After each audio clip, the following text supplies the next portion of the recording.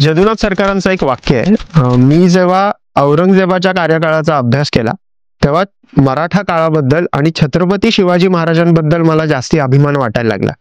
आता हे वाक्य आपण जेव्हा बघतो तेव्हा आपल्याला लक्षात येतं की कुठल्याही शत्रूला तो शत्रू आहे म्हणून आपण काय म्हणतो त्याची निंदाच करतो आणि आपण त्याच्याकडे तुच्छतेनेच बघतो किंवा त्याचा अभ्यास फार एकांगी पद्धतीने होतो. पण तसं करणं चुकीचं आहे. कारण जेव्हा आपल्याला शत्रूबद्दल जास्ती समजतं, शत्रू किती बलाढ्य आहे समजतं, तेव्हा आपल्याच त्या आधारस्तंभांबद्दल आणि आपण ज्यांच्याकडनं इन्स्पिरेशन घेतो त्यांच्याबद्दल जास्ती आदर वाटायला लागतो. छावा चित्रपट 14 फेब्रुवारीला रिलीज होतोय आणि त्याच्यात अक्षय खन्ना यांनी औरंगजेबाची भूमिका साकारलेली आहे. तर ती भूमिका साकारताना औरंगजेब नक्की कसा होता, त्याची जडणघडण कशी झाली, ह्या गोष्टी आपल्याला माहित पाहिजेत आणि त्यामुळे हा आजचा व्हिडिओ. नमस्कार, मी राधेय अँड वेलकम टू इतिहास मॅटर्स.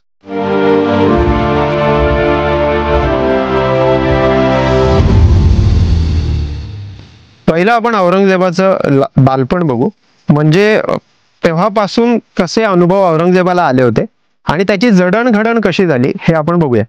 1618 साली औरंगजेबाचा जन्म आहे. त्याच्या पुढे तो जेव्हा 7 वर्षाचा झाला तेव्हा त्याला लाहोरला अटकेत ठेवलंय. आता अटकेत कोणी ठेवलंय तर त्याच्या आजोबांनीच ठेवलंय. आजोबांचं नाव जहांगीर. जहांगीरनी औरंगजेबाला 7व्या वर्षी लाहोरला अटकेत ठेवलं आणि का तर औरंगजेबांचे बाबा शहाजहान, म्हणजे तेव्हा त्यांचं नाव खुर्रम होतं, ह्यांनी रिबेलियन केलं जहांगीर विरुद्ध.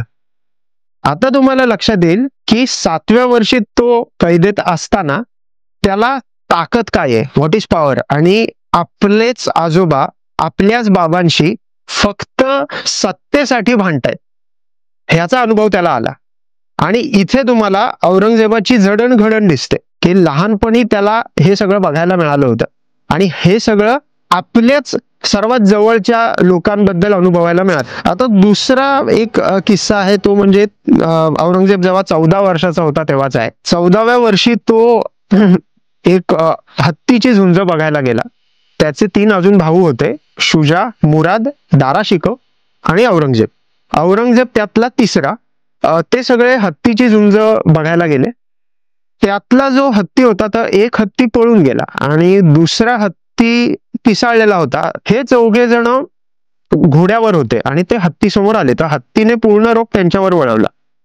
उरलेले 3 भावंड पळून गेले. औरंगजेब तिथे घोड्यावर बसून हत्तीला सामोरं जायला लागला. असे उल्लेख आढळतात की हत्तीने औरंगजेबाला, म्हणजे त्या घोड्यावर बसला होता त्या घोड्याला उडवून लावलं. तर औरंगजेब पण ऑफकोर्स त्याच्यावरनं पडला.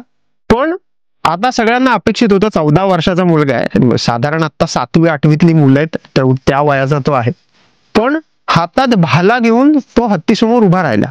पिसाळलेला हत्ती अंगावर येणार आहे आणि त्याला आता सामोरं जायचंय. आपला घोडा त्याने उडवून लावलाय, तरीही एवढ्या मस्तीत तो तिथे उभा आहे.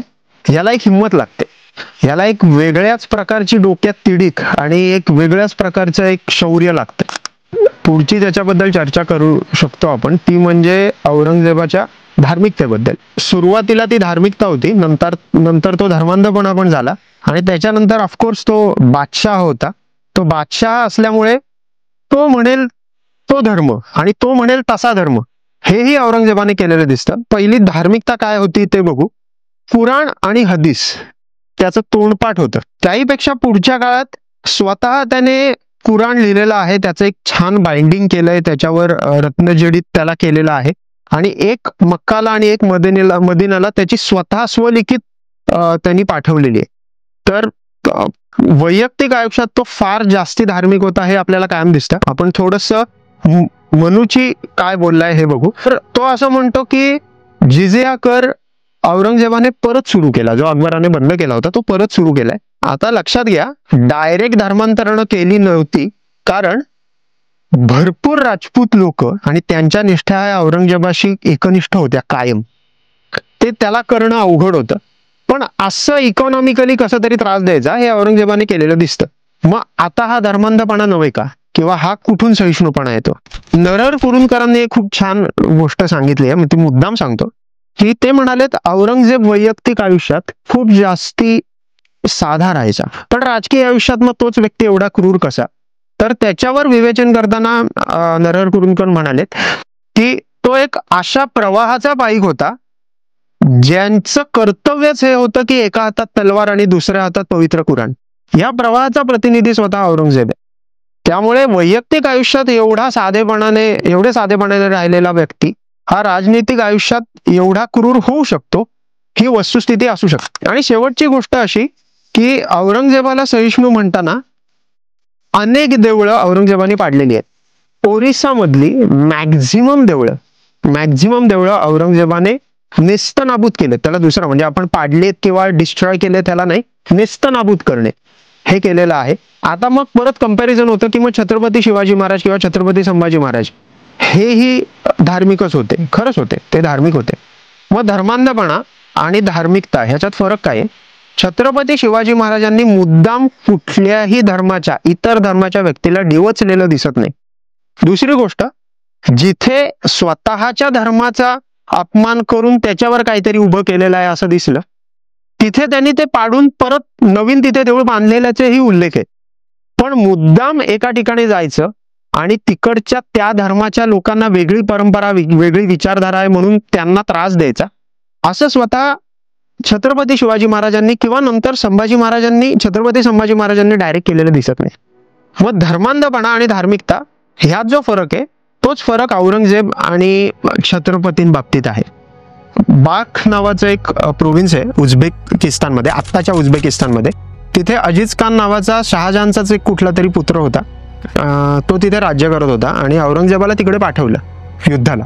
तर समोरासमोर दोन आर्मीज आल्या आणि तिकडून तोफगोळे जात आहेत, बाणांचा मारा होतोय, सगळं होतंय आणि औरंगजेब इथे बसलेला आहे, लीड करतोय, म्हणजे लिडिंग फ्रॉम द फ्रंट तसा औरंगजेब तिथे आहे.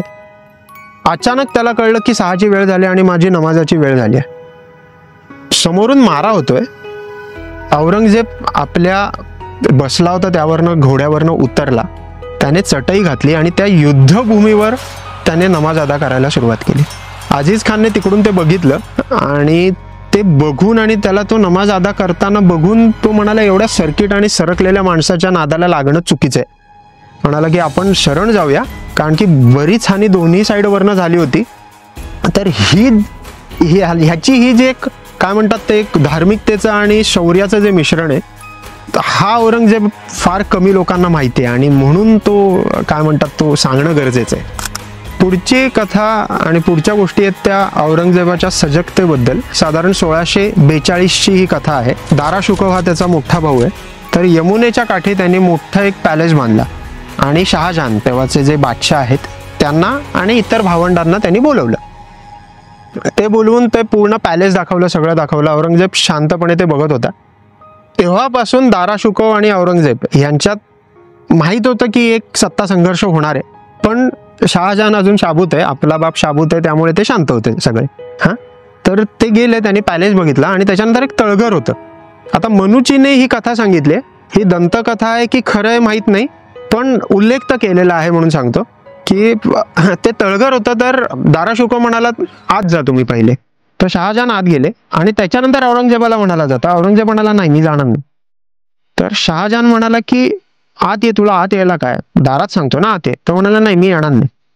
आता फक्त बाप सांगत नाहीये, राजा सांगतोय, शहनशाह सांगतोय. तर तो शहनशाह सांगत असेल तर तुला ऐकायला हवं, पण औरंगजेबाने ते नाकारले. 1642 अजून कुठे कशाचा काही पत्ता नाहीये, पण ते नाकारलेलं आहे. त्याच्यानंतर थोड्या दिवसांनी शहाजहानची अवकृपा झाली, राग आला औरंगजेबाचा. पण एका दरबारात त्यांनी विचारलं की अरे तू असं का केलंस. तर औरंगजेब म्हणतो की ते जे तळघर होतं त्याला मी ऑब्झर्व केलं की एकच दरवाजा आहे. आता तुम्ही आत गेलेलात, मी आत गेलो असतो आणि दाराने आपल्याला कायमचं कोंडून ठेवलं असतं तर काय. हे आपल्या सख्या भावाबद्दल ते औरंगजेब बोलते. म्हणजे ती सजगता किती होती. त्याला माहित होतं की कधीतरी सत्ता संघर्ष होणार आहे आणि दारा आणि आम्ही एकमेकांच्या समोर उभे राहणार आहोत. आणि हे कुठून येतं शहाणपण, तर मी जे सांगितलं ना 7व्या वर्षी आजोबांनीच कैद केलेलं आहे. तर सत्ता काय असते, सत्तेसाठी लोक काय करतात, आणि संशय वृत्ती ही अशी ती रक्तातनं आली होती आणि औरंगजेब त्याचा अत्युच्च टोक होता.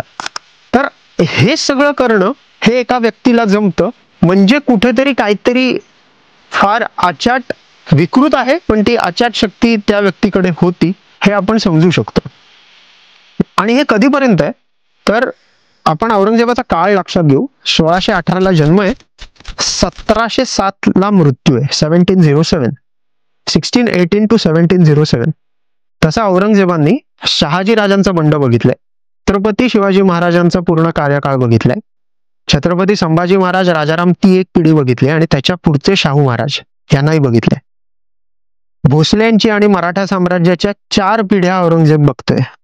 तरी शेवटच्या दिवसापर्यंत कोणाचीही औरंगजेबाविरुद्ध डायरेक्ट काय म्हणतात ते त्याला बाजूला सारून शहंशाह होण्याची हिंमत नव्हती.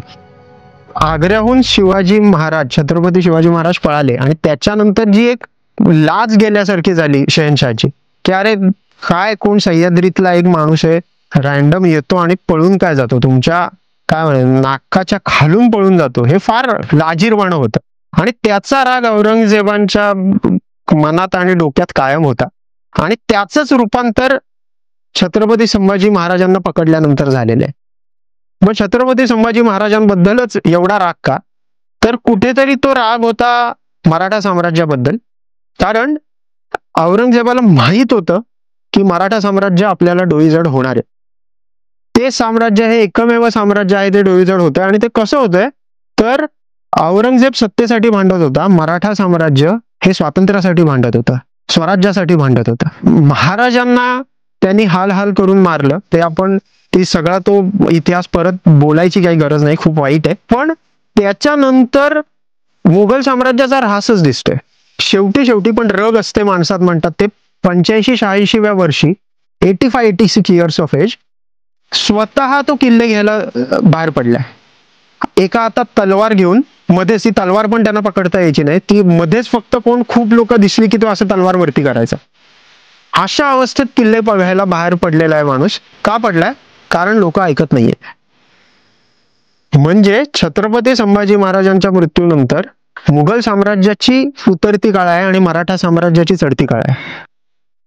म्हणजे छत्रपती संभाजी महाराजांचं केवढं मोठं कर्तृत्व आहे आणि ते बलिदान केवढं मोठं आहे हे आपल्याला समजेल. आता मी आत्ता जे सगळे पैलू औरंगजेबाचे सांगितले ते जर या चित्रपटात आले तर चित्रपट अजून खुलून निघेल. आपण अशी अपेक्षा करूया की लक्ष्मण उतेकरांनी ह्याचा जास्ती अभ्यास केलेला आहे, 3 ते 4 वर्ष अभ्यास केलाय, बरेच कागदपत्र वाचलेत. छावा या कादंबरीवर बेस्ड असलं तरी एक कॅरेक्टर म्हणून, एक अँटागोनिस्ट का होईना म्हणून अक्षय खन्ना औरंगजेबाची कशी भूमिका साकारतोय हे बघण्यात मजा आहे आणि ते आपण नक्कीच बघू. तुम्हाला जर हा व्हिडिओ आवडला असेल तर लाईक करा.